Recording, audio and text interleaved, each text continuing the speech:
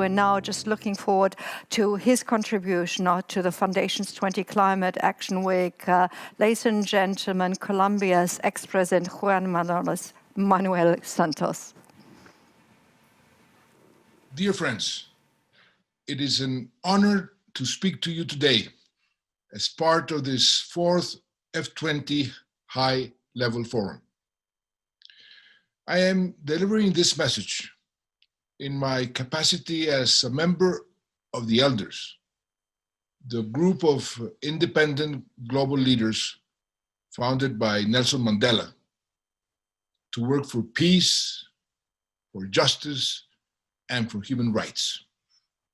Now, more than ever, Mandela's vision of a better world is one we should seek. COVID-19 is a global emergency that continues to wreak economic and social devastation. It has shown a harsh light on the deep social inequalities that scar too many of our societies, and has highlighted how none of us can be truly secure and healthy when the weak and vulnerable are not protected from pandemics, from poverty, and from disease. But the coronavirus is not the only threat. The climate emergency remains the most significant long-term risk to economic and social stability. I want to put to you today that if it is not only desirable that we prioritize a green recovery from COVID-19, no, it is crucial. I was encouraged that the foundations and also the philanthropists making up the F20 aim to urge decision makers at all levels of the G20 process to implement sustainable recovery measures. G20 nations generate three quarters of the world's wealth, energy consumption, and greenhouse gas emissions. So the long-term structural changes needed in our world require courageous, robust leadership from this important group. With a few regrettable and conspicuous exceptions, most G20 leaders do now recognize the severity of the climate crisis. We have a critical but closing window of opportunity to curb how much worse things will get by limiting temperature rises to 1.5 degrees Celsius. The lack of planning and preparation for COVID-19 outbreak in many nations has shown the crucial importance of resilience. The G20 could signal real leadership in fostering a green recovery by jointly advancing a global agenda with vulnerable nations. This will require moving away from business as usual approaches and ensuring social and environmental safeguards are in place for stimulus spending and development assistance, as well as investing in those sectors that allow for both economic recovery and environmental and social benefits. This year,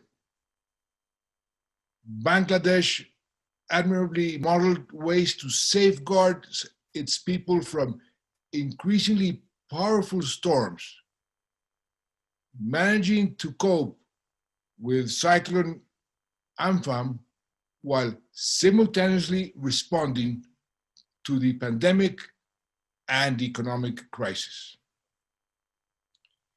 Yet, as these costly climate-related disasters become more frequent, vulnerable countries cannot be left on their own. Therefore, I hope the G20 will reignite the cooperation it had with the vulnerable 20 group of finance ministers towards mutual goals of pursuing stronger international economic and financial cooperation on a resilient recovery. Vulnerable countries are seeing their revenues dry up. Aid budgets are being cut, and many face a crippling debt crisis. These nations cannot invest in just transitions and recoveries if they are shackled by debt payments, sometimes at exorbitant interest rates to foreign banks, asset managers, and wealthy governments and institutions. Even the leaders of the IMF and World Bank have realized this and are calling for action. The G20 has made some initial steps in pausing debt for some countries, but more needs to be done. We do not have to choose between a healthy economy and a healthy planet. To suggest we do is disingenuous and ultimately illogical. You cannot have one without the other.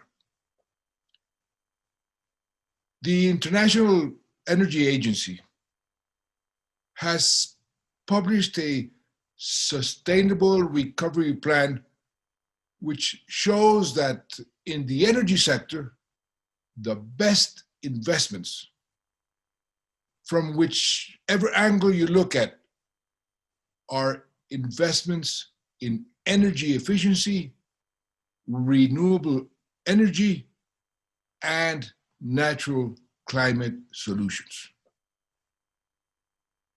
From the EU to Nigeria, there are strong examples of governments putting workers back to work and rebuilding the economy, but without a rebound in emissions.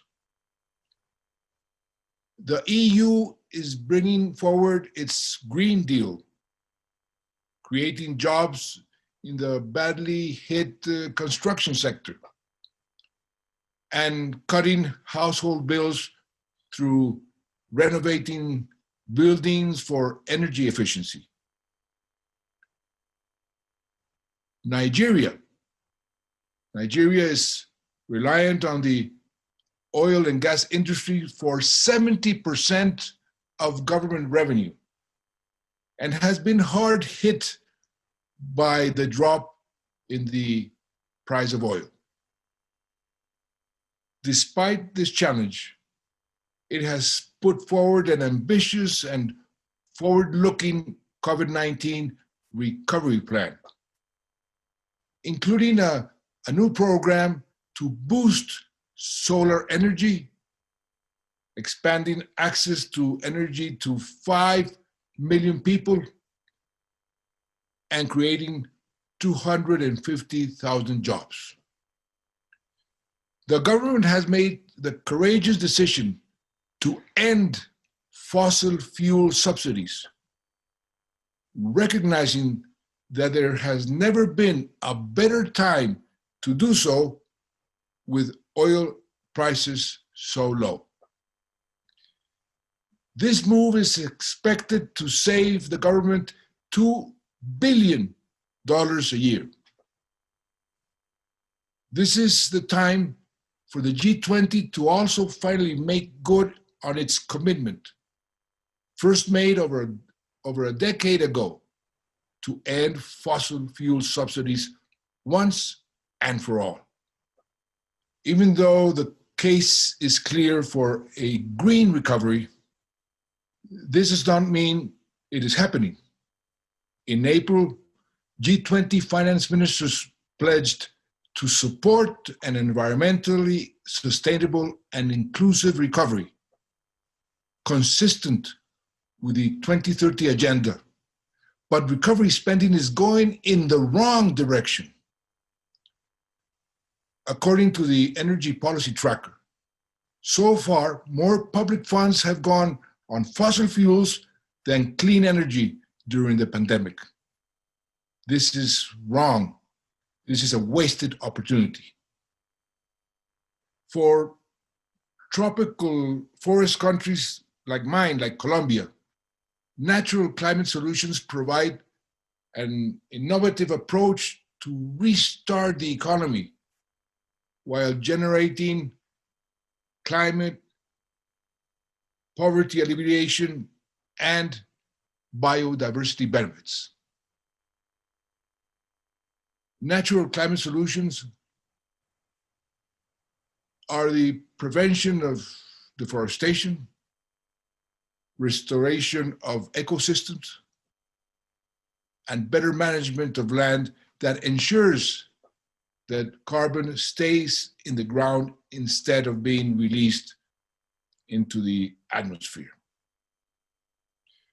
Also, natural climate solutions provide rural job opportunities, which is essential for poverty alleviation, given that 87% of the world's population that lack access to, for example, electricity, live in rural areas.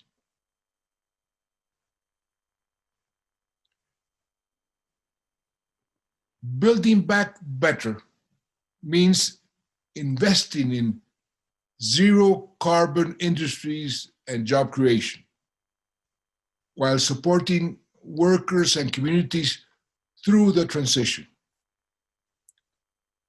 Justice, fairness, and equality cannot be side issues in this recovery. I'd like to give two examples from my own country. The city of Medellin is on its way to becoming a leading center of the digital revolution. It is investing in training 25,000 people in science, technology, and innovation, with an emphasis on women, youth, and older people, so they can benefit from the new jobs created and participate in the new economy. The city is also investing in low carbon public transport infrastructure, including a new metro line. Secondly, in my administration, we put in place a carbon tax in Colombia for the first time. It is particularly novel as it allows companies to reduce their tax burden by buying carbon credits from domestic forestry projects that reduce deforestation or restore degraded forests. Not only has this driven investments into areas of Colombia that desperately need them, but also it has attracted significant investments from outside project developers who know there is now a market for such avoided deforestation and restoration projects. I believe we can build on the sense of solidarity and that COVID-19 crisis has awakened in so many of our communities, and we must unite not only to beat the virus, but also to tackle its profound consequences. I call on the G20 leaders to seize this opportunity and to demonstrate the kind of leadership the world so badly needs. I thank those of you listening today for championing a better, a fairer, a more resilient future for all. Yes, and it's a big thank you for this tour d'horizon that we've just heard from President Manuel Santos, former President of Colombia.